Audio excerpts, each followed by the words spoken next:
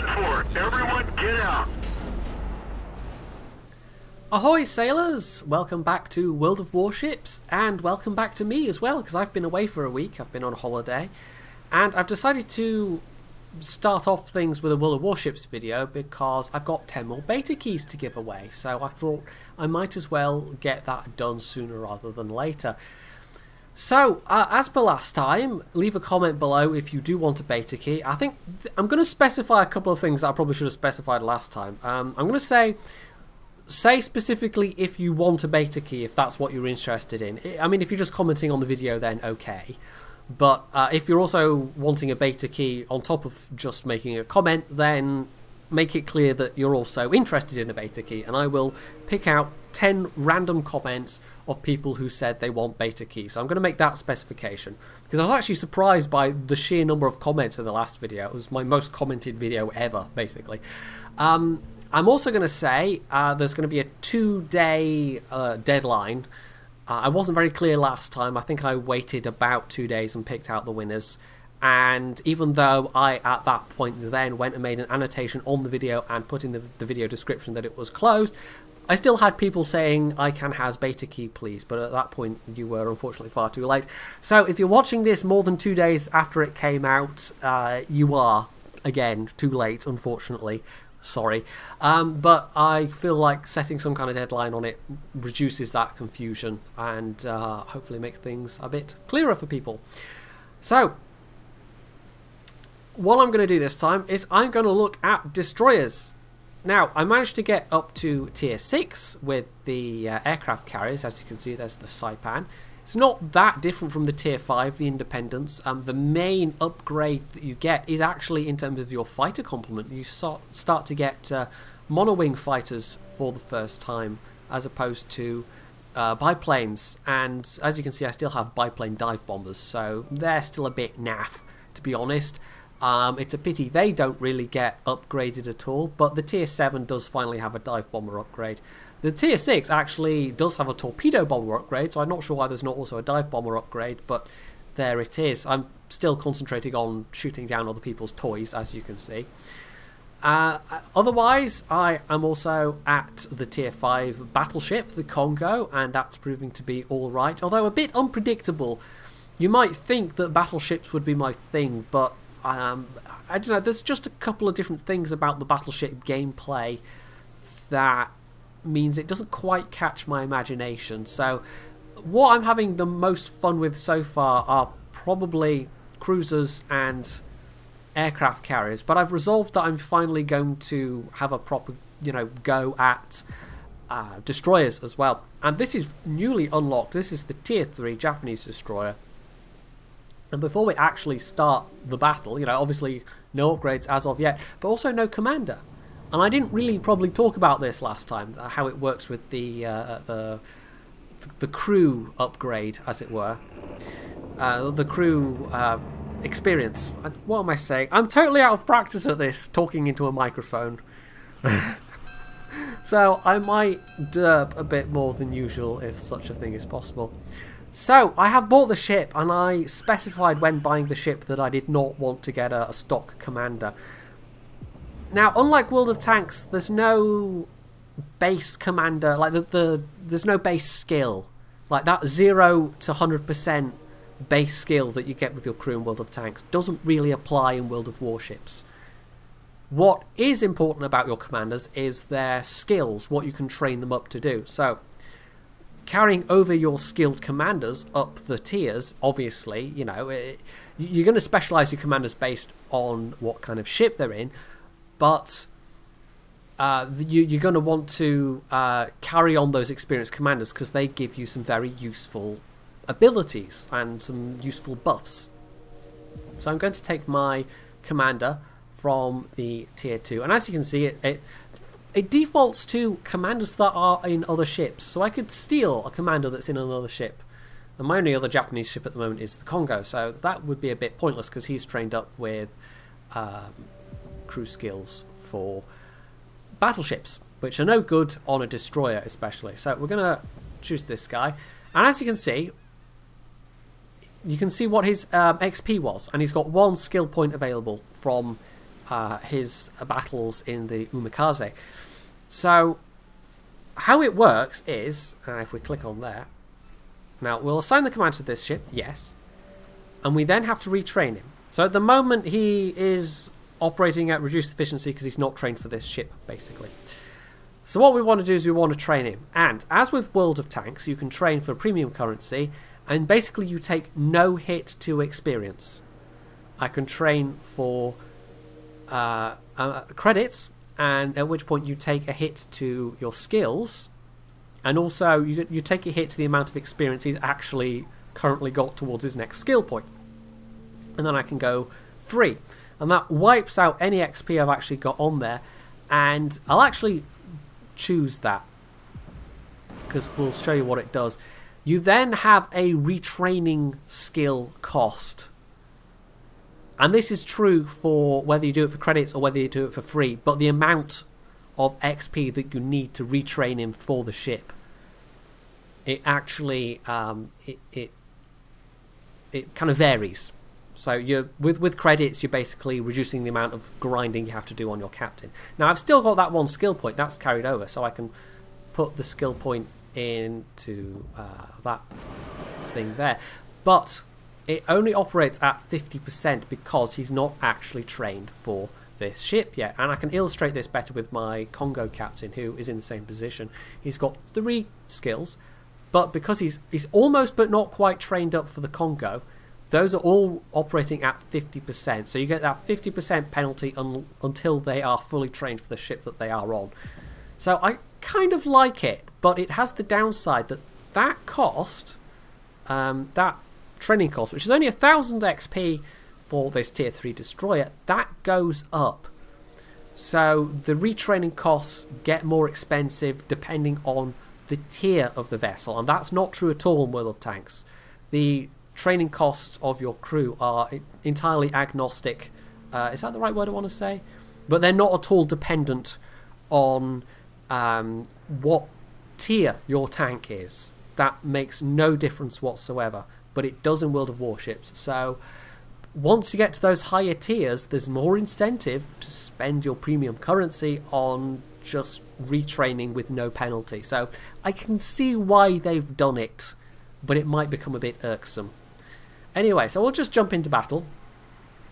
Destroyers are all about the torpedoes, basically. They've got a little bit of firepower. They've also got the smokescreen ability, where you can screen yourself and your allies. So that's a nice tactical element there. But they're all about torpedoes. And the thing with the Japanese ships particularly is that they get... I don't know if it's bigger necessarily torpedoes, but they have longer range torpedoes than their American counterparts. But I'm sure the American destroyers have something that helps them in return. But I think the offset for having really good torpedoes, your torpedoes are effectively your main armament, because your guns are a bit puny to start with, but also on the Japanese destroyers they turn really slowly, especially at the higher tiers. So you really are relying on using your torpedoes, and they're actually a lot more powerful than the torpedoes that you get with torpedo bombers as well. But of course, torpedo bombers, you can really, especially with the higher tier carries, you can really spam those torpedo bombers at people and do a hell of a lot of damage. So I'm just seeing if there's anybody whose name I recognise. There's a couple of tier 4s on each team, including 2 Langley carriers, which are some prime prey for me if I can manage to break through the enemy lines. But there's not a huge number of people on each team. That's because there's not a huge number of people playing the lower ranks right now, apparently.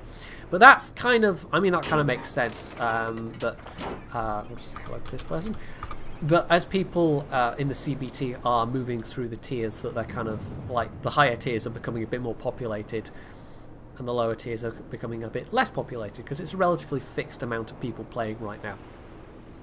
But they're slowly increasing it, you know, they're doing CBT key giveaways and that sort of thing. So as you can see, this is a fairly nippy little ship, and that's what destroyers are good at. I'm also going to have to be careful about not ramming into this island, because you get a bit of follow through with the steering on these ships like that. I've actually taken my if I press down the D key, let go, and the ship keeps turning, so you do get a bit of follow through, but you can correct it a lot more quickly in the fast ships than you can with your things like battleships especially. You have to be very careful of that follow through when you're steering, because it can trip you up badly. Right, they're all way outside my torpedo range, so I am going to disengage there. They're also definitely outside my range of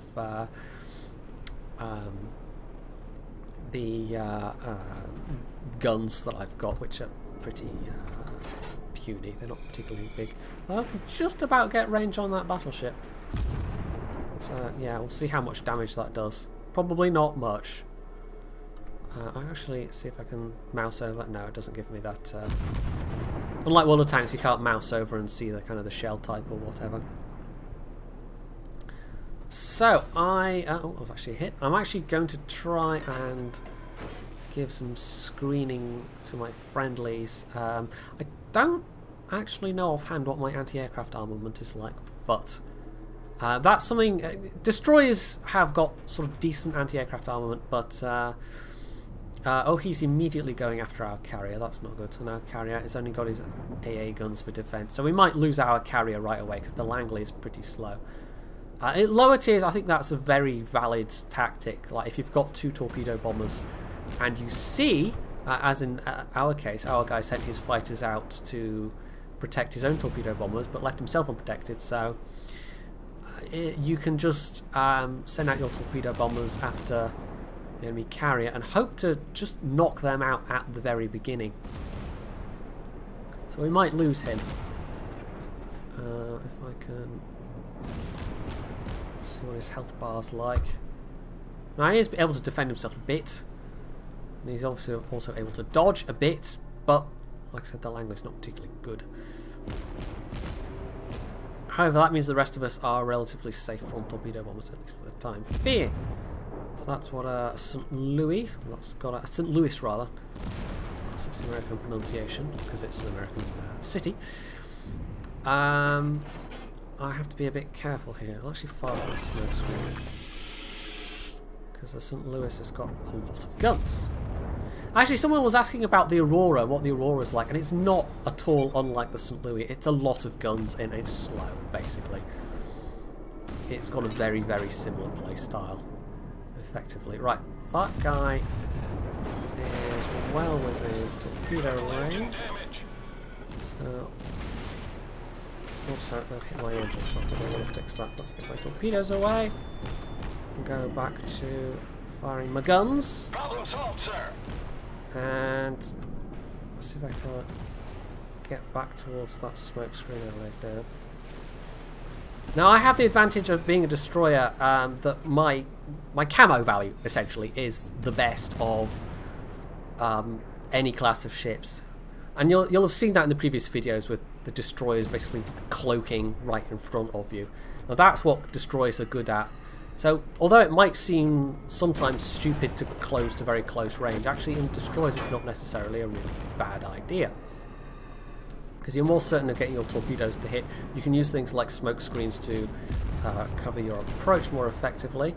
And let's have a narrower spread for the secondary turret rather, or the second turret, not even secondary turret. But, oh, hello, you don't want to get hit though, that's the thing. But you're better able to dodge shots with your speed and manoeuvrability, and you're less likely to be spotted, although I am rapidly running out of hit points here. Confirmed penetration. Wow, that was a weird voice he said that is. Woo, okay, this is not good. I might die very quickly here. I may have been a bit too aggressive. Well, you saw, like, I'm only at tier 3 on the destroyers. I have not played a lot of destroyers. It didn't take many battles to get from tier 2 to tier 3.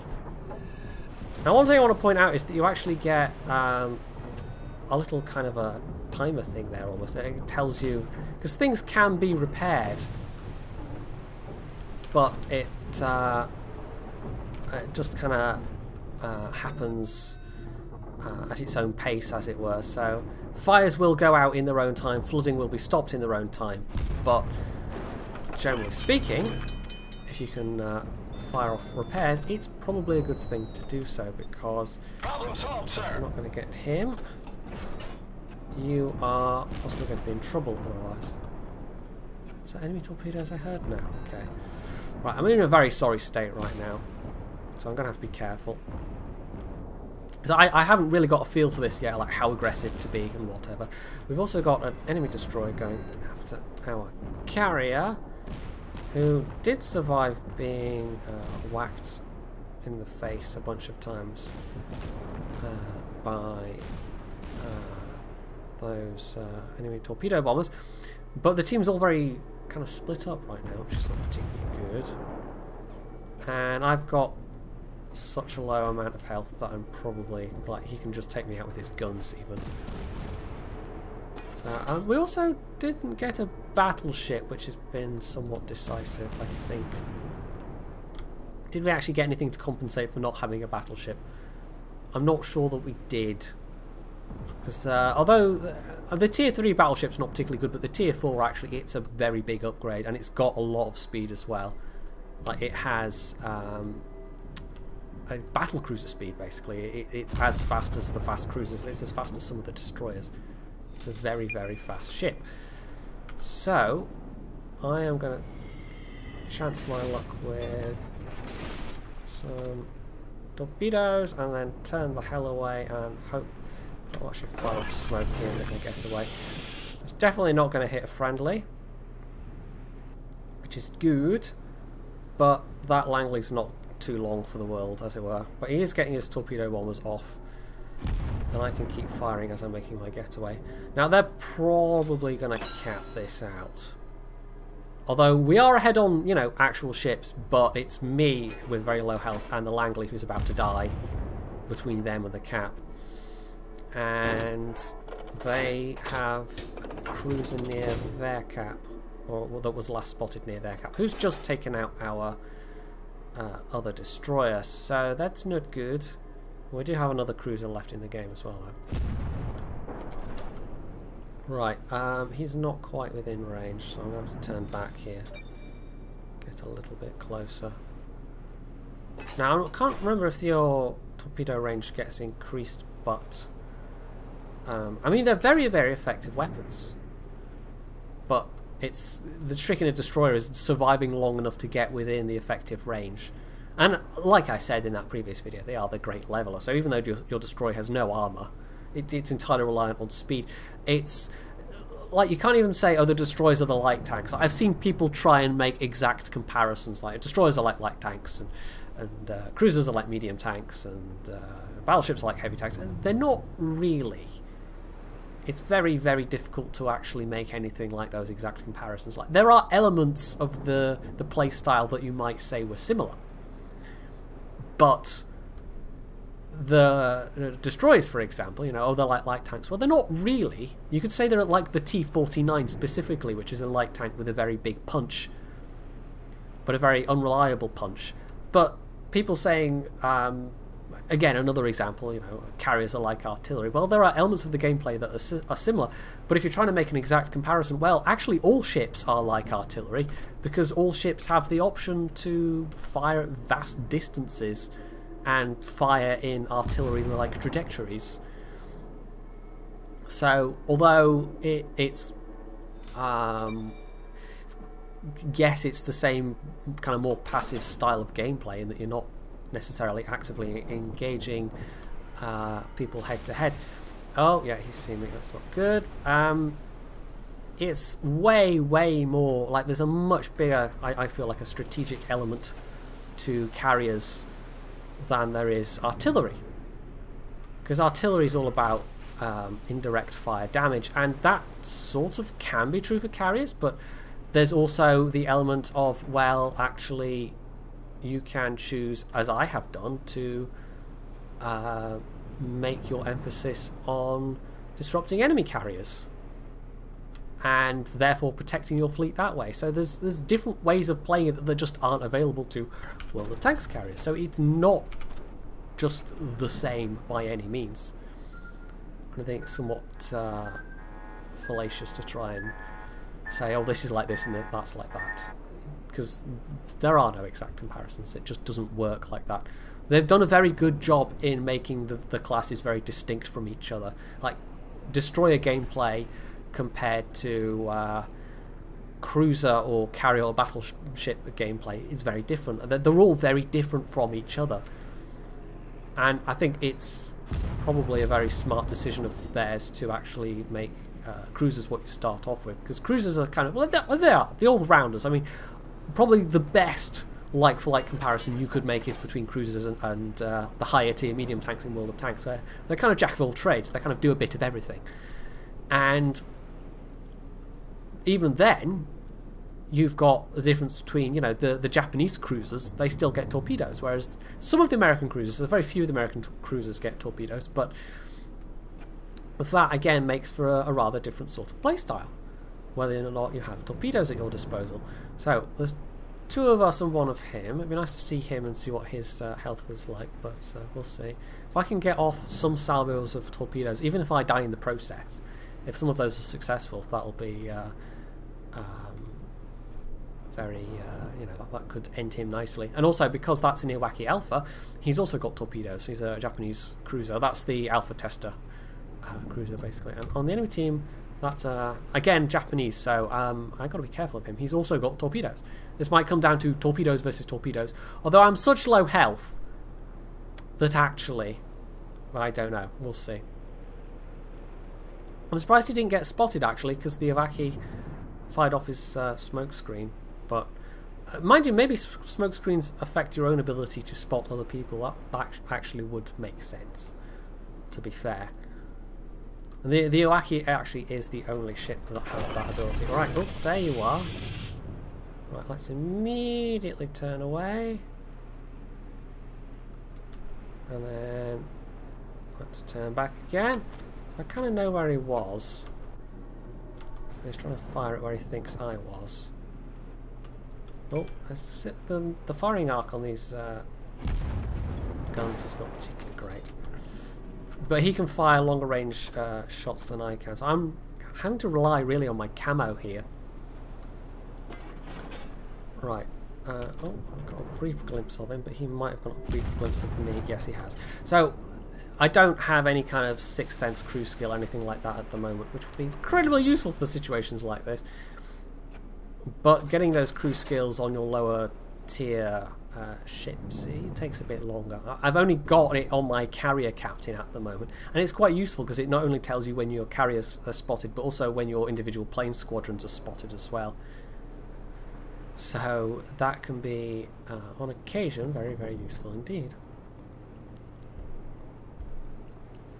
What's this guy in chat saying? C9? Or is he trying to tell me he's in C9? I guess he is. We'll try and bait him towards the cap.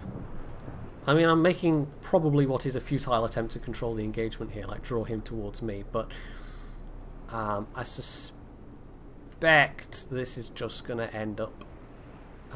like, I think I've got the speed. I could just run away and make this a draw, but that'd be a bit of a dick move. So I'm going to try and count this out. I mean, my last game... this isn't the first destroyer game I've played today. My last game in the Tier 2 was actually quite a good game. But, unfortunately, I wasn't recording at that point. I actually started off trying to do battleships, and to be honest, it was not going particularly well. So, it's... yeah, I kind of wish I'd recorded that one. the first destroyer game I did the other day, because it was a much more entertaining game. But it's definitely within torpedo range. Problem is I'm manoeuvring to avoid his shots. Like one hit and I am dead here. So I need to... And I can't fire off smoke again. I've used up all my smoke because you only get that as a kind of limited... It's like the battleship repair. You can fire it off only so many times, and then it's done basically. So actually, it might have been smart to hold one in reserve, but whatever. So I'm just going to blind fire some torpedoes through that gap. Probably nowhere close, but oh, it's actually going that way around the island. Okay, it's interesting. Let's Fire at me. This is kind of nerve-wracking. I might actually have to abandon the cap point here. Because... the closer range he is... Ah, there we go. It got me. Yeah, that was always a very long shot, really. He kind of had the cards. And it could have run away. I could have tried to make it a draw, but I didn't want to do that, so there we go. Back to port. I might actually be able to put some modules on my destroyer there. I also got one of the daily missions, so that's fine. Bit of extra credits there. Tech tree. So not tech tree modules, and that's put him about halfway to being trained on this this particular ship, so that's fine. So I will upgrade the torpedo tubes, and then I will use a little bit of my free XP to upgrade the hull. So this is now fully upgraded. And there we go. So it's probably not that much XP to the next. No, that's like a couple of battles. You can get through the... No, I didn't want to do that. You can get through the lower ranks very, very quickly indeed. Like, it doesn't take long to get to tier 4, for instance. But once you get to kind of tier 5 upwards, it does slow down a little bit. But it slows down more in terms of the amount of credits that you need as opposed to the amount of XP that you need. At least for the mid-tiers. I mean, it probably stretches out a bit more at the higher tiers either way. Research price, 112,000, 126,000. That's actually not too bad. That's less than a tier 10 tank would be. So the research costs actually end up being less, but the credit costs end up being more. So they've structured it a little bit differently, but that's one of those things that they might change as time goes on. So there we go, a bit of destroyer gameplay. It really is a pity I didn't have that game earlier, because I had two very satisfying kills against, I think one was a cruiser and one was a battleship. But anyway, yeah, destroyers. I mean, if you want a bit more action and you're used to playing the faster mediums and the faster light tanks in World of Tanks, then you'll probably like the destroyer gameplay more, and you'll like the fact that you can get those very high damage numbers from torpedoes. But I don't know, maybe you might prefer cruisers. Like I honestly thought coming into this I would be all over battleships, and I'm kind of not. And it turns out shooting down other people's planes and messing around in cruisers is my thing. So yeah, this game, it may surprise you in terms of what you end up liking compared to what you like in World of Tanks. It's definitely, I don't know, I think that's a very roundabout way of saying that it's its own game. They've very much succeeded in making it its own game. It's not just a copy-paste of the World of Tanks formula. And it's not even out of CBT yet, so that kind of bodes well for the future, I think. So, if you enjoyed this, you can hit the like button. You can leave any comments below telling me what a massive noob I am, of course. You can subscribe to my channel, and as always, stay tuned for more.